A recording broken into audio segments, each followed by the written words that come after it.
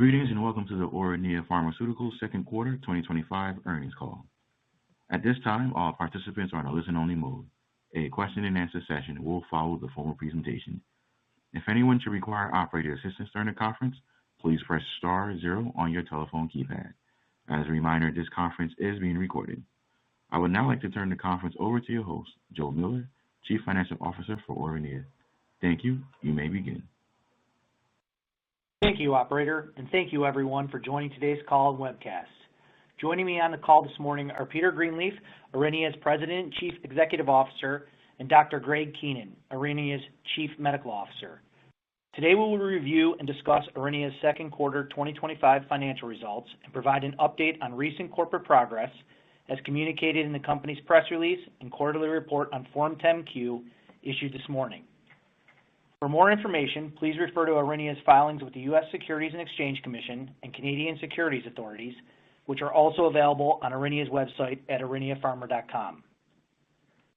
During today's call, Aurinia may make forward-looking statements based on current expectations.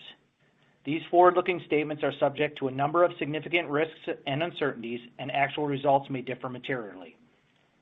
For a discussion of factors that could affect Aurinia's future financial results and business, please refer to the disclosures in Aurinia's press release, quarterly report on Form 10-Q, and all other filings with the U.S. Securities and Exchange Commission and Canadian Securities Authorities. Please note that all statements made during today's call are current as of today, July 31st, 2025, unless otherwise noted, and are based upon information currently available to us. Except as required by law, Aurinia assumes no obligation to update any such statements. Now let me turn the call over to Aurinia's President and CEO, Peter Greenleaf. Peter? Thanks, Joe, and good morning, everyone. I want to thank everybody for joining us today. On this morning's call, I'll provide an update on our second quarter results and provide an update on all corporate initiatives. I'll then turn the call back over to Joe to provide additional detail on our financial results. We continue to achieve strong growth in total revenue and net product sales in the 3 and 6 months ended June 30th, 2025. For the 3 and 6 months ended June 30th, 2025, total revenue was $70 million and $132.5 million, up 22% and 23% respectively, from $57.2 million and $107.5 million respectively in the same periods of 2024. For the 3 and 6 months ended June 30th, 2025, net product sales of LUPKYNIS, the first FDA-approved oral therapy for the treatment of adult patients with active lupus nephritis, or LN, were $66.6 million and $126.5 million, up 21% and 23% respectively, from $55 million and $103.1 million in the same periods of 2024. The increase for both periods is primarily due to an increase in the number of LUPKYNIS cartons sold to specialty pharmacies, driven by further LN market penetration. For the 6 months ended June 30th, 2025, cash flow generated from operations was $45.5 million. This is compared to a negative $2.8 million in cash flow used in operations in the same period of 2024. Excluding $11.5 million in cash payments made in 2025 in connection with the November 2024 restructuring, cash flow generated from operations was $57 million for the 6 months ended June 30th, 2025. As of June 30th, 2025, we have cash, cash equivalents, restricted cash, and investments of $315.1 million. This is compared to $358.5 million at December 31st, 2024. For the 6 months ended June 30th, 2025, the company repurchased 11.2 million of its common shares for $90.8 million, including commissions and excise tax. As a result of the sustained growth we've seen in the first half of 2025, we are increasing our full year 2025 total revenue guidance from a range of $250 to $260 million to a range of $260 million to $270 million, and our net product sales guidance from a range of $240 million to $250 million to a range of $250 million to $260 million. Finally, we reported positive results from our Aritinercept phase 1 single ascending dose study on June 30, 2025. Aritinercept is a dual BAFF/APRIL inhibitor. It contains a BCMA-engineered extracellular binding domain that's optimized for superior affinity to APRIL and BAFF. We remain on track to initiate further clinical studies for Aritinercept in at least 2 autoimmune diseases in the second half of this year. We are very excited about the wide range of therapeutic possibilities for Aritinercept, but for competitive reasons, we'll not be disclosing further detail about our future plans at this time. I'd now like to turn the call back over to Joe for more detailed review of the second quarter 2025 financial results. I'll then return at the end of the call for a quick recap and to open up the line for any questions you might have. Joe? Thank you, Peter. Let's take a few minutes to discuss the second quarter 2025 financial results. For the 3 and 6 months ended June 30, 2025, total revenue was $70 million and $132.5 million, up 22% and 23% respectively, from $57.2 million and $107.5 million in the comparable periods of 2024. As Peter mentioned, we had cash equivalents, restricted cash, and investments of $315.1 million as of June 30, 2025, and generated cash flows from operations of $45.5 million compared to $2.8 million in cash flow used in operations in the same period of 2024. Excluding $11.5 million of cash payments made in connection with the November 2024 restructuring, cash flow generated from operations was $57 million for the 6 months ended June 30, 2025. We are continuing to be opportunistic with our share repurchase plan and expect to fund any future discretionary share repurchases with cash flows from operations and cash currently on hand. The company repurchased $18.3 million of its common shares for $138.4 million, excluding commissions and excise tax, since the launch of the program in the first quarter of 2024 through today. Additionally, today we announced that the board has approved an increase to the share repurchase plan of up to an additional $150 million of common shares over the initially approved $150 million board authorization. For the 3 and 6 months ended June 30, 2025, cost of revenue was $7.1 million and $15.7 million respectively, compared to $8.9 million and $16.7 million in the comparable periods in 2024. The decrease for both periods is primarily due to a decrease in sales of LUPKYNIS inventory to Otsuka, which is sold under a cost-plus arrangement and has a lower gross margin than our other LUPKYNIS sales.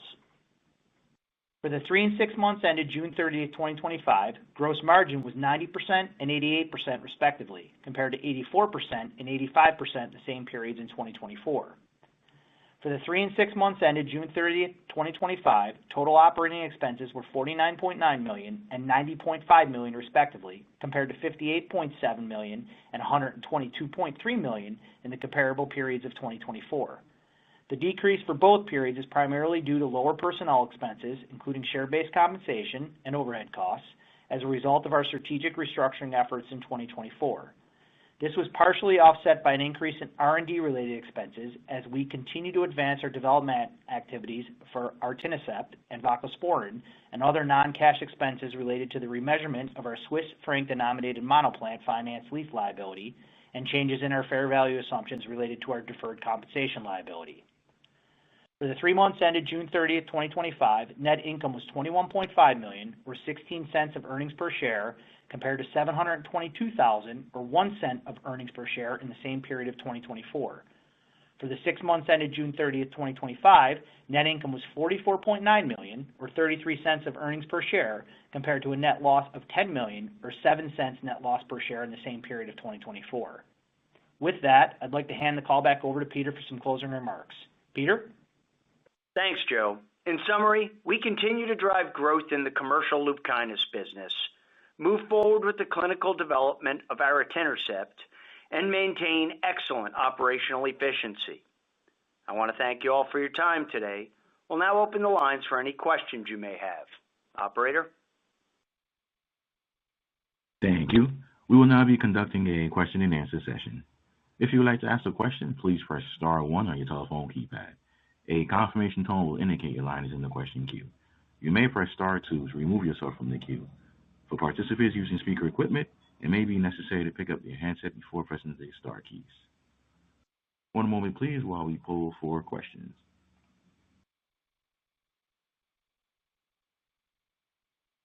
Our first question comes from the line of Stacy Q with TD Cowen. Please proceed with your question. Thanks. Hi, team. This is Vish on for Stacy. Congrats on a great quarter, and thanks for taking our questions. So you reported some encouraging data for etanercept, and I understand that you're not, for competitive reasons, disclosing any details, but could you at least guide us through how you were thinking about the potential for etanercept? Where do you think it could generate or add the most value so that us and investors could appreciate how you're thinking about the development? And based on the PK/PD data from the SAD study, how are you thinking about maybe potentially doses to be moved forward for the POC studies? Thanks, and I have one follow-up. Yeah, I mean, I'll start and I'll ask Greg to jump in where I might miss or where he sees some add-on here. Listen, I think the potential of these B-cell mediated diseases and APRIL/BAFF's potential ability to affect these B-cell mediated diseases is apparent today, obviously, in the data that's been rolled out in areas like IgAN.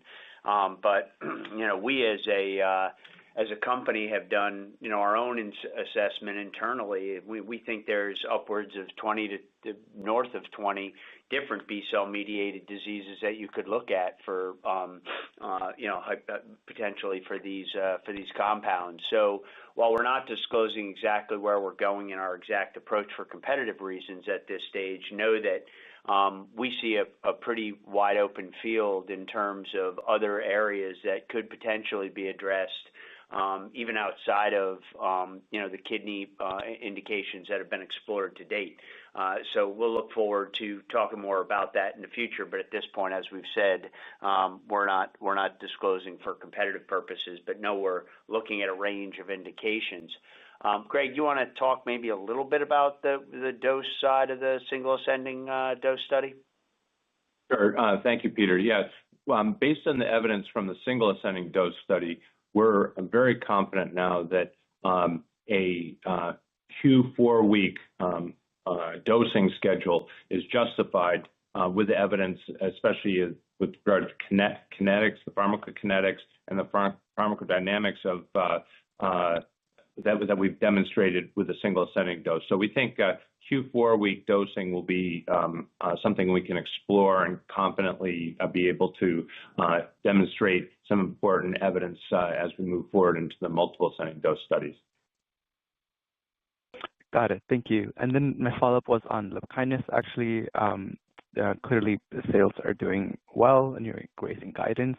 So can you just detail some effects that you are seeing of the updated ACR guidelines on LUPKYNIS adoption? Maybe discuss how rheumatology versus nephrology prescribing is going, and what that looks like right now. Thanks. Yeah, I think we're encouraged by the guidelines, and I think 2 evidence points I guess I would give you that the guidelines are having some impact, albeit they're not quantitative. They'll give you a directional feel for how they're impacting our business. We've seen a really strong uptick in the number of rheumatology prescribers. I mean, the guidelines themselves, alongside of, we've got the 2-year extension of the original Aurora study that's been out there. We had the biopsy sub-study that was published in a rheumatology journal. I think that in combination with the guidelines has driven higher prescribing that we're seeing in rheumatology offices, so an increase there. And then in addition, we're seeing an increase in our hospital business. And I think that's a direct reflection of the academic setting and, fellows and teaching institutions, adopting those guidelines and using them more proactively. So while it's not a quantitative answer, it can give you a really good feel for how we think they're impacting. Rheumatologists are using more of our drug. They're growing at a faster rate than nephrologists right now. And then in addition, our hospital business has been growing in a healthy way since the guidelines have been published. Got it. Thank you very much. Thanks, Vish. Thank you. Our next question comes from the line of Maury Raycroft with Jefferies. Please proceed with your question. Hi, this is James on for Maury. Congrats on the progress, and thank you for taking our questions. Just another question on LUPKYNIS, and then I have a follow-up question. For the raised guidance, can you talk more about the drivers and what you're seeing from new patient starts and hospital restarts, trends in the initial 4 weeks in 3Q, and learnings from prior summer months that informs your commercial outlook for 2025?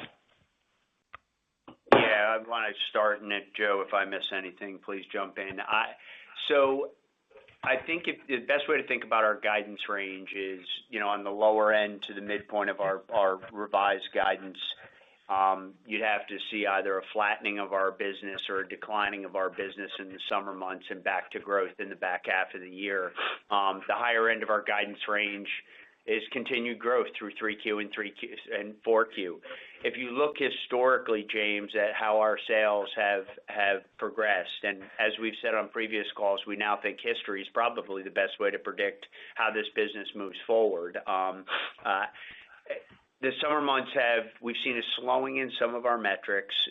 In particular, the PSFs have been a little lighter historically in the summer months, and our revenue has been relatively flat to the previous quarter, so flat to 2Q using history. So the way we're looking at our guidance range is the low to mid, you see the historical trends, the high to beat above is, we keep growing quarter on quarter, and we're really encouraged by everything we're seeing in the business right now. So we're excited to take up the guidance range, and that's kind of how we're thinking about it, James. Got it. Thanks. And then a second one for your BAFF/APRIL inhibitor, aritinercept. Can you talk more about when we can see the next data update from the MAD phase, and more on rare/orphan autoimmune diseases that you aim to pursue? What are the gating factors to picking specific disease settings to pursue? Are you waiting for competitor updates, or is it more related to evolving internal strategy? Well, I wouldn't assume that we're waiting, and I wouldn't assume that we're ruminating on any of this. I would assume we're moving forward. We're just not communicating externally for public reasons exactly what our approach is going to be or the timing of those programs. As we've said, we want to go after at least 2 B-cell mediated diseases.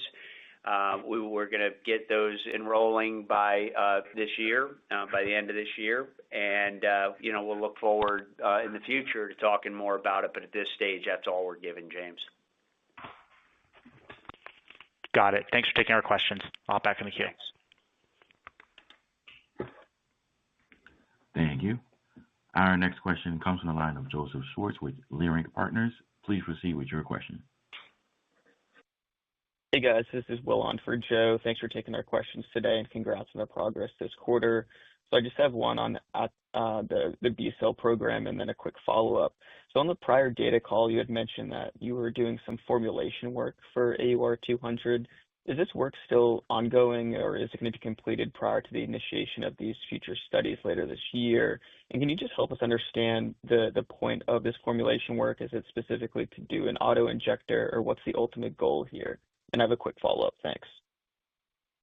Yeah, as we said on our previous call, Will, our goal would be to try to get it in the most patient-friendly potential formulation and device possible, and that could include an auto-injector. And we actually think, looking at the doses we've seen to date, the molecular size that we could have the possibility to do that. But obviously, once you're in single ascending dose studies, you're not optimized towards, or at least we haven't, to those formulations yet. And it's parallel pathing with the development work that we're doing. But everything points to us being able to, from what we've seen in the single ascending dose and in the preclinical work we've done up to this point, that those goals would be attainable.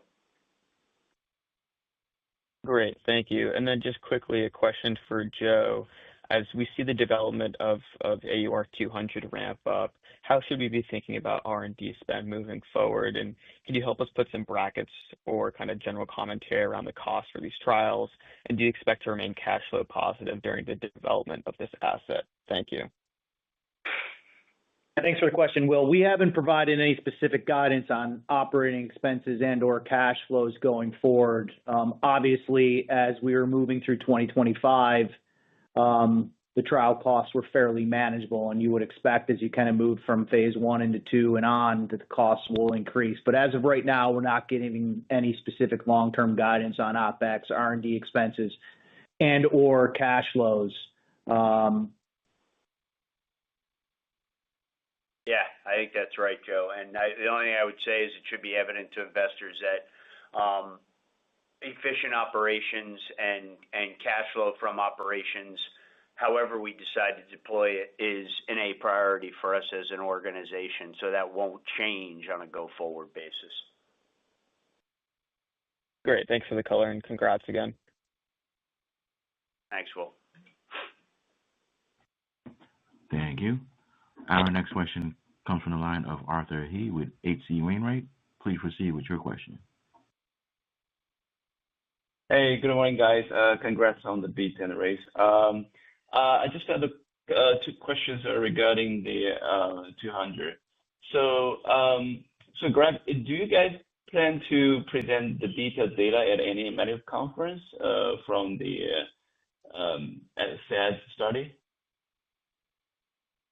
Greg, Greg maybe can talk to what our intentions are. I think you should just appreciate that obviously we have ongoing patent work, et cetera, with the compound. So what's publicly detailed, we would have that ability to do, but stuff that has not yet been publicly talked about, probably not. Greg, any intentions?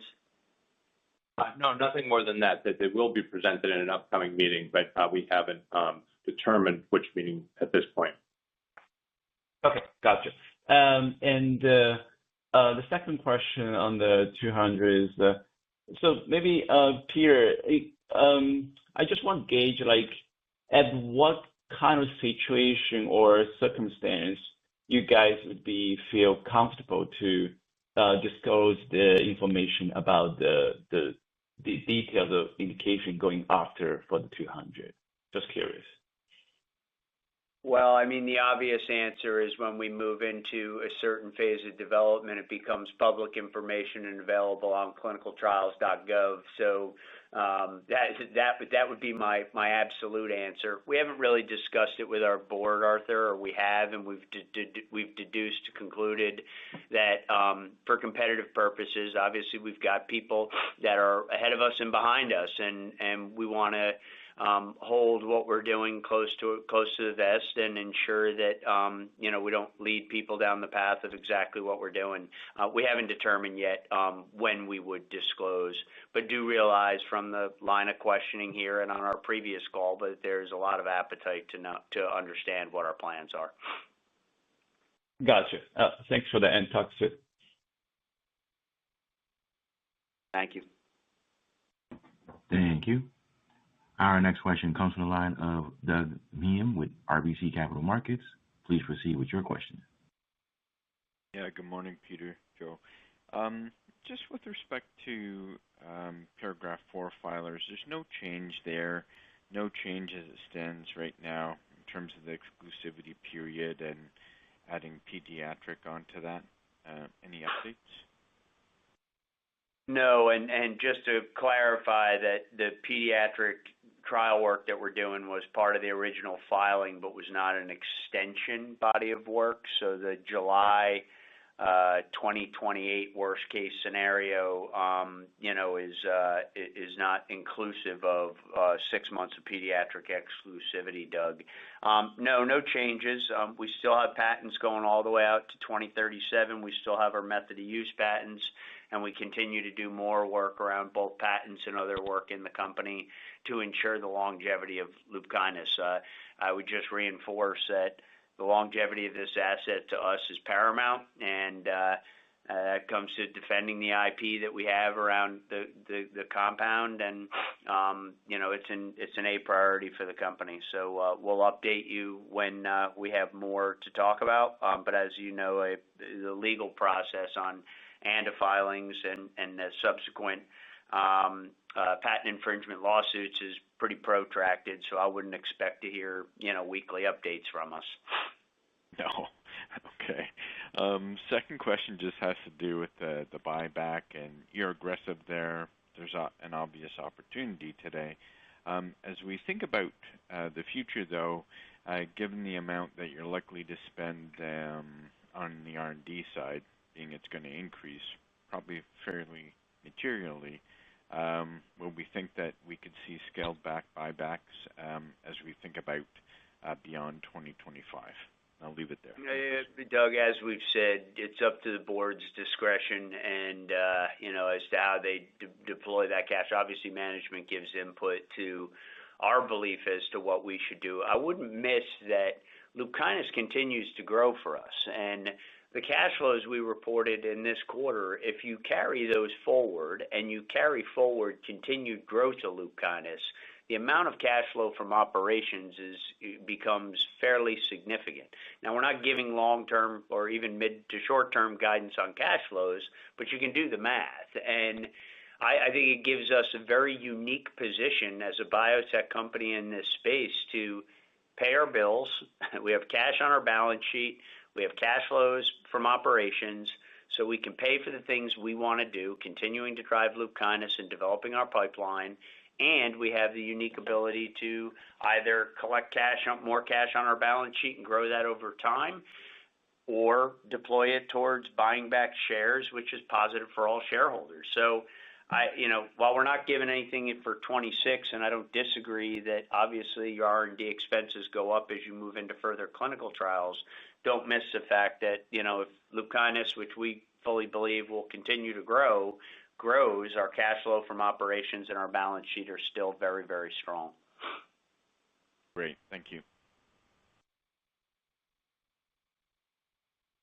Thank you. And this concludes, we have reached the end of the question and answer session. And this also concludes today's conference, and you may disconnect your lines at this time. We thank you for your participation and have a great day.